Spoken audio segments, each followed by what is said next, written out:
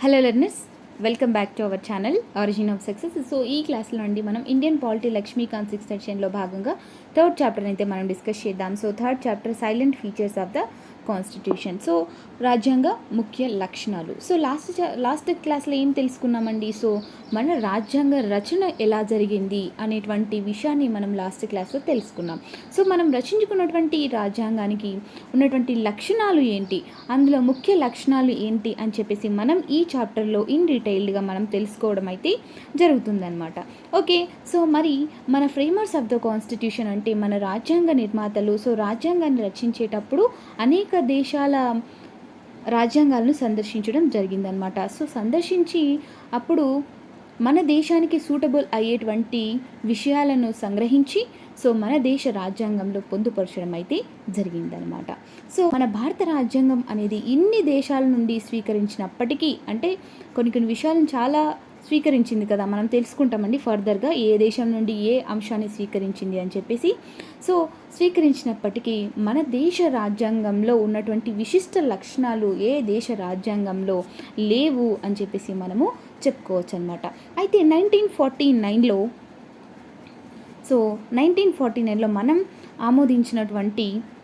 మనం రూపొందించుకున్నటువంటి మన రాజ్యాంగం అనేది సో ఆ తర్వాతి కాలంలో సో అమెండ్మెంట్స్ యాక్ట్ చేసి సో చాలా గణనీయమైనటువంటి మార్పు అయితే వచ్చిందనమాట. సో అందులో ముఖ్యంగా seventh constitutional amendment and 42, 44, 73, 74, 97, 101, 102, 103. So ఇలా మనకి చాలా అమెండ్మెంట్స్ యాక్ట్స్ అయితే వచ్చాయన్నమాట. సో అందులో ముఖ్యంగా 42 అమెండ్మెంట్ యాక్ట్ని మనం మినీ కాన్స్టిట్యూషన్ అని చెప్పేసి చెప్తామన్నమాట. సో ఈ 42వ రాజ్యాంగ సవరణ చట్టం ద్వారా సో చాలా అంశాలను అయితే భారత రాజ్యాంగంలో పొందుపరచడం జరిగిందనమాట. సో అందుకే అన్నారు, దీన్ని ఏమన్నారండి, సో మినీ కాన్స్టిట్యూషన్ అని చెప్పేసి అన్నారనమాట. Okay, so next mini constitution అని చెప్పేసి అన్నారు. అండ్ రైట్, నెక్స్ట్ సో మరి మన రాజ్యాంగానికి ఉన్నటువంటి ముఖ్య లక్షణాలు ఏంటి? సో ఇలా నేను కొన్ని లిస్ట్ అవుట్ చేశానండి. సో దాదాపుగా 17 ఉన్నాయండి మనకి. సో ఇక్కడ 17 కాదు 19 ఉన్నట్టున్నాయి. సో ఇవన్నీ కూడా న్యూ లక్ష్మీకాంత్ టెక్స్ట్ బుక్లో ఉన్నటువంటివండి. సో మీకు మనం 4th ఎడిషన్లో కనుక చూసుకుంటే సో 11th వరకే మనకి ఆగిపోయింది. 11 అంశాలు మాత్రమే ఇవ్వడం జరిగింది. సో డోంట్ వరీ అండి. సో మనకి ఇందులో ఉన్నటువంటి ఒక్కొక్క సబ్ హెడింగ్ మనకి చాప్టర్ వైజ్గా వస్తుంది. సో మనం ఇన్ డీటెయిల్గా మనం చాప్టర్ వైజ్గా తెలుసుకుందాం. ఓకేనా? సో ఇక్కడైతే నేను లిస్ట్ అవుట్ చేశానండి జస్ట్. సో వీటికి ఎక్స్ప్లెనేషన్ అనేది కూడా మనకి ఇక్కడే దొరుకుతుంది. ఓకే, సో ఇప్పుడు చూడండి, constitutions are classified into written like American constitution or unwritten like British constitution. So ఇక్కడ నేను హెడ్డింగ్ పెట్టలేదండి. సో ఏంటంటే సుదీర్ఘ లిఖిత రాజ్యాంగం. ఓకేనా? సో మరి సో రాజ్యాంగాల్ని రెండుగా విభజిస్తాయి, అంటే లిఖిత మరియు అలిఖిత రాజ్యాంగాలుగా విభజిస్తే సో రిటన్ కాన్స్టిట్యూషన్కి example American constitution and unwritten కాన్స్టిట్యూషన్కి example Britain constitution. So the constitution of India lengthiest of all written constitution of the world. అంటే మన భారత రాజ్యాంగం అనేది సో లిఖిత రాజ్యాంగం అనమాట. అంటే ప్రపంచంలో ఉన్నటువంటి లిఖిత రాజ్యాంగాల్లో అతిపెద్ద లిఖిత రాజ్యాంగం ఏది అంటే భారత రాజ్యాంగం అనమాట. సో మన భారత రాజ్యాంగం అనేది కాంప్రహెన్సివ్, ఎలాబొరేటివ్ అండ్ డీటెయిల్డ్ డాక్యుమెంట్. అంటే సో మన భారతదేశ రాజ్యాంగం అనేది ఎంతో సమగ్రమైనది, విస్తృతమైనది అండ్ వివరణాత్మకమైనటువంటి ఒక అఫీషియల్ అండ్ లేదా డీటెయిల్డ్ డాక్యుమెంట్ అని చెప్పేసి చెప్పుకోవచ్చు అనమాట. ఓకేనా? And next so very very important అండి. సో నేను ఇప్పుడు చెప్పేది ఫోకస్ చేయాల్సినటువంటి ఏరియా అనమాట. ఓకే, సో ఇక్కడ మనకి సో వెరీ వెరీ ఇంపార్టెంట్ అండి.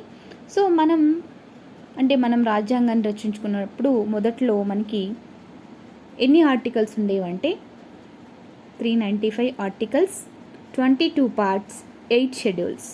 సో నౌ 2019లో ఎన్ని ఆర్టికల్స్ అంటే 2019.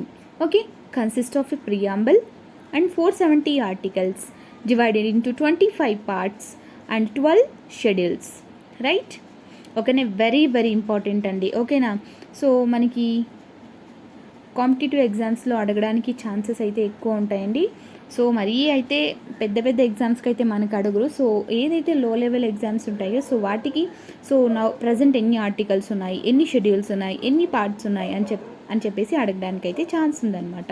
ఓకే, ఎన్ని ఉన్నాయండి? 470 articles divided into 25 parts and 12 schedules.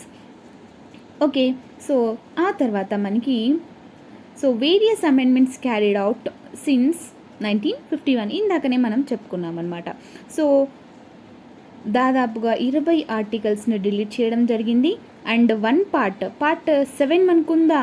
లేదు. సో పార్ట్ 7ని డిలీట్ చేయడం అయితే జరిగిందనమాట. అండ్ యాడెడ్ 95 ఆర్టికల్స్ అంటే 95 ఆర్టికల్స్ని చేర్చడం జరిగింది. అండ్ 4 పార్ట్స్ని యాడ్ చేయడం జరిగిందనమాట. ఓకే, అండ్ నెక్స్ట్ అండ్ 4 షెడ్యూల్స్ని కూడా యాడ్ చేయడం జరిగింది. 9, 10, 11, 12 షెడ్యూల్స్ని. So no other constitution in the world has so many articles and schedules. So ఏ ఒక్క రాజ్యాంగం అంటే ప్రపంచంలో ఉన్నటువంటి ఏ ఒక్క రాజ్యాంగంలో కూడా ఇన్ని షెడ్యూల్స్, ఇన్ని ఆర్టికల్స్, ఇన్ని పార్ట్స్ లేవు అని చెప్పేసి చెప్తున్నారనమాట. Right, and next 4 factors have contributed to elephantine size of our constitution. They are అంటే మన రాజ్యాంగం అనేది ఇంత ఎలిఫెంటిన్ సైజులో ఉండడానికి గల కారణాలు ఏంటి అని చూసుకుంటే సో మొట్టమొదటిది జియోగ్రాఫికల్ ఫ్యాక్టర్స్ అంటే భౌగోళికమైనటువంటి అంశాలన్నమాట. మన దేశం యొక్క సువిశాల విస్తీర్ణము, తర్వాత డైవర్సిటీ అంటే డైవర్సిటీ మీన్స్ భిన్నత్వం అన్నమాట. Okay, and historical factors example influence of the government of India act 1935 which was bulky. So okay, so ఇది హిస్టారికల్ ఫ్యాక్టర్స్ అంటే చారిత్రక అంశాలు. ఓకేనా, అంటే ఈ 1935 యాక్ట్ యొక్క ప్రభావం. Okay, single constitution for both central and state అంటే ఒకే రాజ్యాంగం అటు సెంటర్కైనా స్టేట్కైనా సో మొత్తానికి కూడా ఒకే రాజ్యాంగం. Dominance of legal luminaries in the constituent assembly అంటే రాజ్యాంగ సభలో న్యాయ కోవిధుల ప్రాబల్యం అని చెప్పేసి చెప్పుకోవచ్చు అనమాట. Right, and next so second feature ఏంటి? Drawn from various sources. Very very important అండి. సో చాలా ఎగ్జామ్స్లో మనకి అడుగుతున్నటువంటి ఏరియా అనమాట. సో ఇది వెరీ వెరీ ఇంపార్టెంట్. సో మనం బాగా గుర్తుపెట్టుకోవాలన్నమాట. ఓకేనా, సో ఇక్కడ drawn from various sources. So మరి గవర్నమెంట్ ఆఫ్ ఇండియా యాక్ట్ నుంచి ఏమేమి తీసుకున్నాము అంటే federal scheme, office of governor, judiciary, public service commission, emergency provisions, administrative డీటెయిల్స్ని మనం తీసుకోవడం జరిగిందనమాట. ఓకే, అండ్ బ్రిటిష్ కాన్స్టిట్యూషన్ నుంచి మనం ఏం తీసుకున్నాము అంటే so parliamentary government, rule of law, legislative procedure, single citizenship, cabinet system, prerogative writs, parliamentary privileges and bicameralism. ఓకేనా, and next so US constitution నుంచి మనం ఏం తీసుకున్నామంటే fundamental rights. Okay, fundamental rights, independence of judiciary, judicial review, impeachment of the president. Okay, impeachment of the president and removal of supreme court and high court judges and post of vice president. Very very important అండి. So ఇక్కడ ఉన్నటువంటివన్నీ కూడా మనకి చాలా చాలా important. ఓకేనా, and next Irish constitution. So directive principles of state policy DPSP ఆదేశిక సూత్రాలు and nomination of members to Rajya Sabha and method of election of president. ఓకేనా, సో నెక్స్ట్ తర్వాత కెనడియన్ కాన్స్టిట్యూషన్ నుంచి మనం ఏం తీసుకున్నాం అంటే federation with a strong centre, vesting of residual powers in the centres, appointment of the governors by centre and advisory jurisdiction of the supreme court. Okay, and Australian constitution నుండి concurrent list, freedom of trade and commerce, and inter course, and joint sitting of the 2 houses of parliament, అంటే సంయుక్త సమావేశం అంటాం కదా, అది అన్నమాట. Okay. And 7th అండి, Weimar constitution of Germany, suspension of fundamental rights during emergency. Okay. And next Soviet constitution అంటే USSR, now Russia అనమాట. So fundamental duties and ideal of justice అంటే social, economic and political in the preamble. So ఇవన్నీ కూడా మనం తీసుకున్నటువంటి అంశాలు అనమాట, ఇతర దేశాల రాజ్యాంగాల నుంచి మనం తీసుకున్నటువంటి అంశాలు. సో ఇందులో ఉన్నటువంటి ప్రతి ఒక్కటి కూడా మనం గుర్తుపెట్టుకోవాలండి. సో 1 మార్క్ మనకు కావాలి అంటే సో మనం గుర్తుపెట్టుకోవాల్సి ఉంటుందన్నమాట. So like group 2 and group 3, group 4, so AP high court, so ఇట్లాంటి ఎగ్జామ్స్ అన్నిటికీ కూడా చాలా చాలా యూజ్ అవుతాయన్నమాట. ఓకే. అండ్ నెక్స్ట్ ఆ తర్వాత French constitution. Okay. French constitution నుంచి ఏం తీసుకున్నాం అంటే republic and ideals of Liberty, equality and fraternity in the preamble, right. South African constitution, so procedure for amendment of the constitution and election of members of Rajya Sabha. Okay. Japanese constitution నుంచి procedure established by law. So వీటిని మనం తీసుకోవడం అయితే జరిగిందనమాట. Okay, right. So ఇది మనకి drawn from various sources అనేటువంటి ఒక సబ్ హెడింగ్ నుంచి ఉన్నటువంటి ఇంపార్టెంట్ అంశాలన్నమాట. Okay. And next blend of rigidity and flexibility. So rigidity అంటే దృఢత్వం మరియు ఫ్లెక్సిబిలిటీ అంటే అదృఢత్వం అని చెప్పేసి చెప్పుకుంటాం అన్నమాట. సో మరి అసలు ఏంటి ఇది దృఢత్వ మరియు అదృఢత్వ అంటే అదృఢ అని చెప్పేసి అంటాము. సో మరి ఏంటి, సో మళ్ళీ దాన్ని ఎట్లా నిర్వచిస్తాము అంటే so A rigid constitution is one that requires a special procedure for it's amendments as for example American constitution. So ఒక దేశ రాజ్యాంగాన్ని అంటే అమెండ్మెంట్స్ చేయాలంటే ఒక స్పెషల్ ప్రొసీజర్ అనేది ఉంటుందన్నమాట. సో ఫర్ ఎగ్జాంపుల్గా అమెరికన్ కాన్స్టిట్యూషన్. ఓకే. సో దీన్ని అంటారు రిజిడ్ కాన్స్టిట్యూషన్ అంటారు అనమాట. Okay. So a flexible constitution on the other hand is one that can be amended in the same manner as the ordinary laws are made, for example British constitution. So ఇక్కడ flexible అంటే అదృఢత్వం ఏంటంటే so సాధారణ చట్టాలను సాధారణంగా ఎలా అయితే మనం చేస్తామో సో అట్లనే మన రాజ్యాంగాన్ని కూడా అమెండ్మెంట్ చేస్తారనమాట. సో దాన్ని అదృఢత్వ అని చెప్పేసి అంటారు. దృఢత్వ అంటే ఏంటంటే ఆ దేశ రాజ్యాంగాన్ని అమెండ్మెంట్ చేయాలంటే ఒక స్పెషల్ ప్రొసీజర్ అనేది ఉంటుందన్నమాట. సో దాన్నే అంటారు సో రిజిడ్ కాన్స్టిట్యూషన్ అంటారు. సో ఆర్డినరీ లాస్ని ఎట్లా అయితే చేస్తామో సో అలాగే కాన్స్టిట్యూషన్ని అమెండ్మెంట్ చేస్తారు. సో దాన్నే ఫ్లెక్సిబుల్ కాన్స్టిట్యూషన్ అంటారు. సో రిజిడ్ కాన్స్టిట్యూషన్కి example American constitution. So flexible కాన్స్టిట్యూషన్కి ఎగ్జాంపుల్ బ్రిటిష్ కాన్స్టిట్యూషన్. మరి అది సరే, మరి మన భారత రాజ్యాంగం ఏంటి అంటే మన భారత రాజ్యాంగం అనేది సింథసిస్ ఆఫ్ బోత్ అన్నమాట. అంటే దృఢ మరియు అదృఢ రాజ్యాంగాల కలయికే మన భారత రాజ్యాంగం. ఓకే, అర్థమైందా అండి? So the constitution of India is neither rigid nor flexible but synthesis of both. ఓకేనా? సో రెండు దృఢ మరియు అదృఢ కలయికే భారత రాజ్యాంగం అన్నమాట. So article 368 provides for 2 types of amendment. Okay, మన దేశ రాజ్యాంగాన్ని సవరించాలంటే సో మనకి ఇక్కడ మెయిన్గా సో ప్రత్యేక మెజారిటీ, ఏకపక్ష ప్రత్యేక మెజారిటీ, ద్విపక్ష ప్రత్యేక majority, so simple majority, so ఇలా ఉంటాయన్నమాట. సో ఓకే, సో అందుకే అన్నాము సో దృఢ మరియు అదృఢ రాజ్యాంగాల కలయికి భారత రాజ్యాంగం అని చెప్పేసి అన్నామన్నమాట. ఓకేనా? సో ఇక్కడ చూడండి 368లో మనకి ఏం చెప్పారు.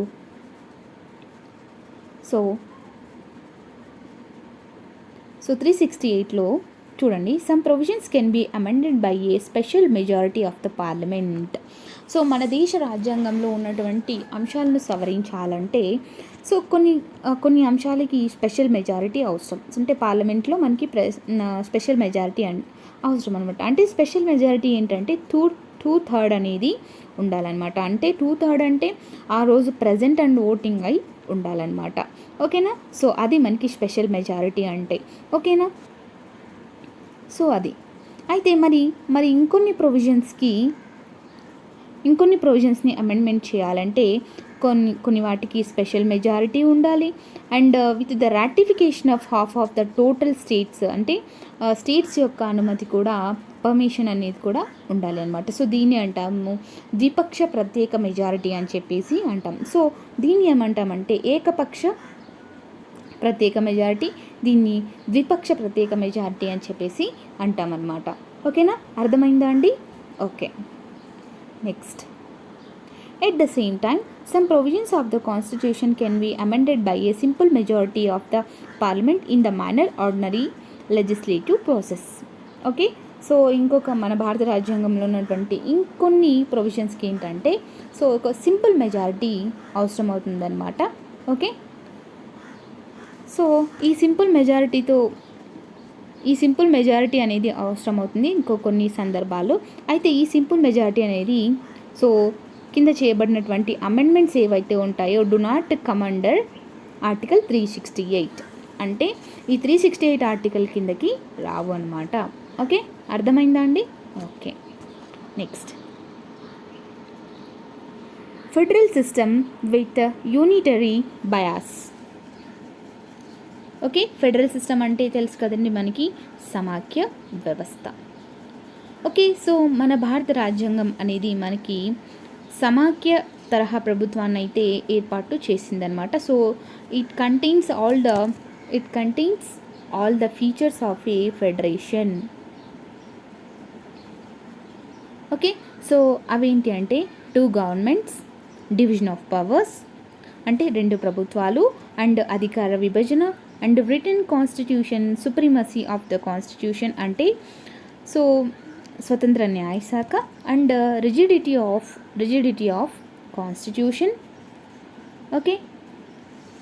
And next independent judiciary and bicameralism. Okay. And next, so however the Indian constitution also contains a large number of unitary or non federal features అంటే ఏకకేంద్ర లక్షణాలు అన్నమాట. సో మరి ఏంటి ఏకకేంద్ర లక్షణాలు అంటే స్ట్రాంగ్ సెంటర్ అంటే కేంద్రము. ఓకే. అండ్ సింగిల్ కాన్స్టిట్యూషన్ అంటే దేశానికంతా కూడా ఒకే constitution, and single citizenship. Okay. And flexibility of constitution. Okay. And integrated judiciary. Okay. And next, appointment of state governor by centre. Okay. And all India services, emergency provisions and so on. So ఇవన్నీ కూడా మనకి ఏకకేంద్ర లక్షణాల కిందకే వస్తాయన్నమాట. Very very important అండి. సో సమాఖ్య లక్షణాలు ఏంటి, మరి ఆ తర్వాత ఏకకేంద్ర లక్షణాలు ఏంటి అనేది మనం జాగ్రత్తగా గుర్తుపెట్టుకోవాలండి. సో ఒక 4 అంశాలు అయితే ఇస్తాడు ఆప్షన్లో. సో ఇందులో ఏది ఏకకేంద్ర లక్షణాలకు చెందుతుంది అని చెప్పేసి అడుగుతారనమాట. సో అప్పుడు మనం కొంచెం జాగ్రత్తగా ఆలోచించి దీనికైతే ఆన్సర్ అయితే చేయాల్సి ఉంటుంది. ఓకేనా. And next, moreover the term federation has nowhere been used in the constitution. So మనం సమాఖ్య అంటున్నాం కదా, మరి సమాఖ్య అనేది రాజ్యాంగంలో ఉందా అంటే లేదు. సో సమాఖ్య అనేటువంటి వర్డ్ అనేది మన భారత రాజ్యాంగంలో లేదు. కానీ ఆర్టికల్ 1 ఏం చెప్తుంది అంటే so India as A union of states అని చెప్పేసి చెప్తుందనమాట. అంటే భారతదేశం అనేది రాష్ట్రాల యూనియన్గా ఆర్టికల్ 1 అయితే మనకి చెప్తుందనమాట. So which implies 2 things. Okay. So మరి మొదటిది ఏంటి అంటే so Indian federation has not the result of agreement by the states అంటే రాష్ట్రం మధ్య జరిగినటువంటి ఒక అగ్రిమెంట్ ద్వారా భారత సమాఖ్య అనేది ఏర్పడలేదు. ఓకే, జాగ్రత్తగా గమనించాలి. అండ్ సెకండ్ ఏంటి, no state has right to ceded from the federation అంటే ఏంటంటే ఏ స్టేట్కి కూడా సో ఈ ఫెడరేషన్ నుంచి వెళ్ళిపోవడానికి రైట్ అయితే అంటే అధికారం అయితే లేదన్నమాట. ఓకేనా, సో ఇదండి. ఆ తర్వాత మనకి నెక్స్ట్ ఏంటి, hence the Indian constitution has been variously described as federal in form but unitary in spirit అని చెప్పేసి అంటారనమాట. ఓకే, అండ్ నెక్స్ట్ ఆ తర్వాత క్వాజీ ఫెడరల్ అంటే అర్ధ సమాఖ్య అని చెప్పేసి కేసీ వేర్ చెప్పడం జరిగింది. సో వెరీ ఇంపార్టెంట్ అండి, మనం ఎవరు ఏ వ్యాఖ్య చేశారు అని చెప్పేసి మనం గుర్తుపెట్టుకోవాల్సి ఉంటుందన్నమాట. బార్గెనింగ్ ఫెడరలిజం అని చెప్పేసి మోరిస్ జోన్స్ చెప్పడం జరిగింది. అంటే బేరసారాల సమాఖ్య అని చెప్పేసి చెప్పడం జరిగిందనమాట.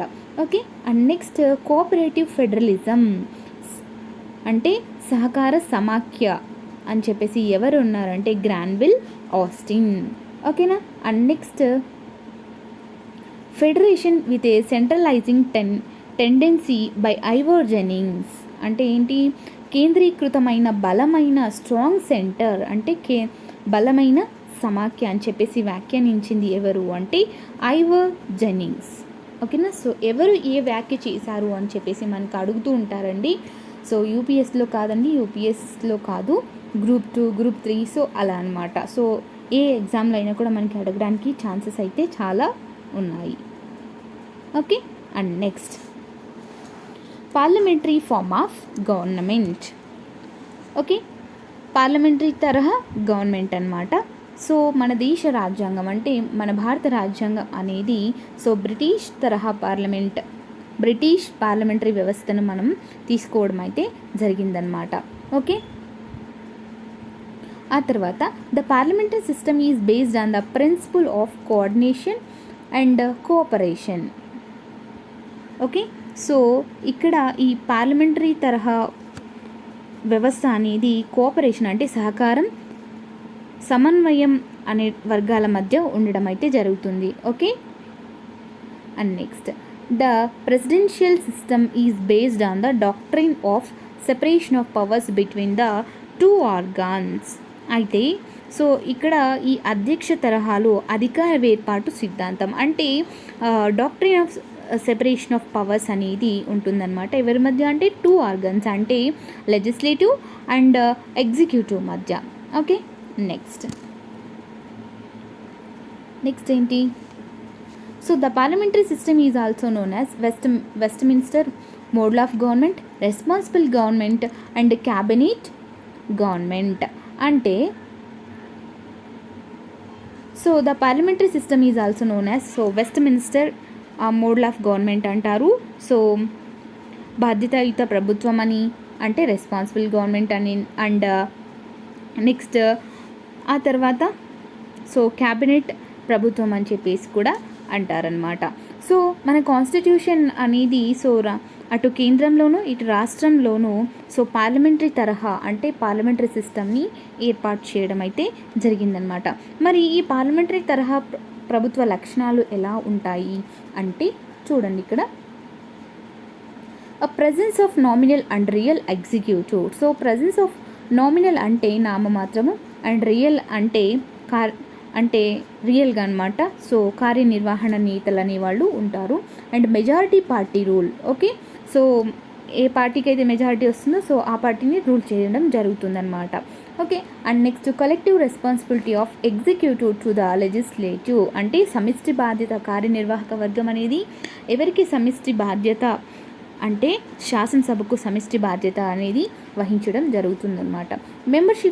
Membership of the ministers in the legislature అంటే శాసనసభలో మంత్రుల సభ్యత్వం, right. And leadership of the prime minister or chief minister అంటే ప్రధానమంత్రి లేదా ముఖ్యమంత్రి నాయకత్వం అంటే leadership. Dissolution of lower house అంటే దిగువ సభ రద్దు. ఓకే, సో ఇవి కొన్ని లక్షణాలు అనమాట. So even though the Indian parliamentary system is largely based on the British pattern. అంటే ఏంటంటే సో మన భారత పార్లమెంటరీ వ్యవస్థ అనేది బ్రిటిష్ పద్ధతిని ఏదైతే ఉందో సో అది అనుసరిస్తున్నప్పటికీ సో సమ్ డిఫరెన్స్ అనేవి ఉన్నాయన్నమాట. సో సమ్ ఫండమెంటల్ డిఫరెన్సెస్ అనేవి ఈ రెండింటికి మధ్య ఉన్నాయి. సో ఇక్కడ Indian parliament is not a sovereign body. So Indian parliament అనేది ఒక సావరిన్ బాడీ కాదు, like British parliament. So British parliament లాగా ఇండియన్ పార్లమెంట్ అనేది ఒక సావరిన్ బాడీ కాదు. ఓకే, అది ఒక difference. And Indian state has an elected head. So మన భారతదేశానికి ఎన్నుకున్నటువంటి అధ్యక్షులు ఉంటారు, ఎవరు? ప్రెసిడెంట్. సో మరి బ్రిటిష్ స్టేట్కి కనుక చూసుకుంటే సో వాళ్ళు అంటే వారసత్వం లాగా సో వాళ్ళు అధినేత అధ్యక్షులు అయితే ఉండడం జరుగుతుందన్నమాట. ఓకే, సో ఇది మనకి డిఫరెన్స్ అనేవి ఇచ్చారనమాట. In a parliamentary system, whether in India or Britain, the role of Prime Minister has become so significant and crucial that political scientists like to call it Prime Minister's government. అంటే ఏంటంటే so ఇక్కడ మనకి parliamentary వ్యవస్థ ఉన్నటువంటి భారతదేశంలోను and బ్రిటన్లో కూడా so prime minister ఒక key రోల్ని అంటే ముఖ్యమైన పాత్రని వహిస్తాడనమాట. సో ఈ కారణంగా మన పొలిటికల్ సైంటిస్టులు ఏమన్నారంటే సో ఈ తరహా ప్రభుత్వాన్ని సో ప్రైమ్ మినిస్టీరియల్ గవర్నమెంట్ అని చెప్పేసి అన్నారు. Okay, right. And next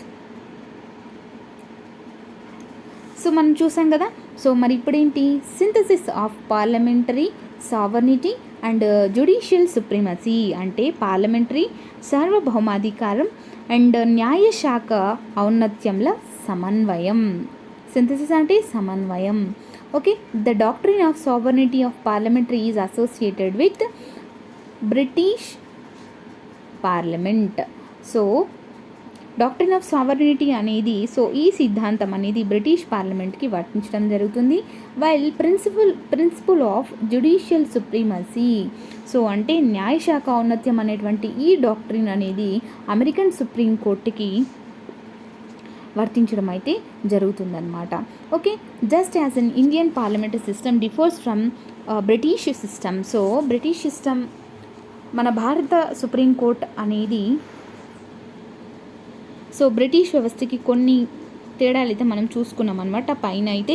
so ఇదే విధంగా మన న్యాయశాఖ ఔన్నత్యం విషయంలో కూడా ఏంటంటే భారత సుప్రీంకోర్టుకి న్యాయ సమీక్షాధికారం అనేది ఉంటుందన్నమాట. సో ఇక్కడ చూడండి, this is because American constitution provides due process of law against that of synthesis of parliamentary sovereignty and judicial supremacy. అంటే సో చూడండి ఇక్కడ పార్లమెంటరీ సార్వభౌమాధికారము మరియు జ్యుడిషియల్ సుప్రీమసీ అంటే న్యాయశాఖ ఔన్నత్యం. సో ఈ పార్లమెంటరీ సావర్నిటీ అనేది ఈ సిద్ధాంతం అనేది బ్రిటిష్ పార్లమెంట్కి వర్తిస్తుందన్నమాట. అండ్ జ్యుడిషియల్ సుప్రీమసీ అనేది అమెరికన్ సుప్రీంకోర్టుకి వర్తించడం అయితే జరుగుతుందన్నమాట. సో ఈ న్యాయశాఖ ఔన్నత్యం విషయంలో భారత సుప్రీంకోర్టుకి ఉన్నటువంటి న్యాయ సమీక్షా అధికారం ఏదైతే ఉందో సో అది అంటే ఆ అధికార పరిధి అమెరికా సుప్రీంకోర్టు అధికార పరిధి కన్నా పరిమితమైనది అని చెప్పేసి మనము చెప్పుకోవచ్చు అనమాట. ఎందుకంటే మన భారత రాజ్యాంగం ఆర్టికల్ 21లో సో ప్రొసీజర్ ఎస్టాబ్లిష్డ్ బై లాని గుర్తించడం అంటే కలిగి ఉందన్నమాట. ప్రొసీజర్ ఎస్టాబ్లిష్డ్ బై లా అంటే చట్టం నిర్దేశించిన పద్ధతిని గుర్తించడం జరిగింది. సో అదే అమెరికా అయితే అమెరికా కాన్స్టిట్యూషన్లో సో డ్యూ ప్రాసెస్ ఆఫ్ లాని గుర్తించడం అయితే జరిగిందనమాట. అంటే చట్టం అమలు ప్రక్రియని గుర్తించడం అయితే జరిగింది.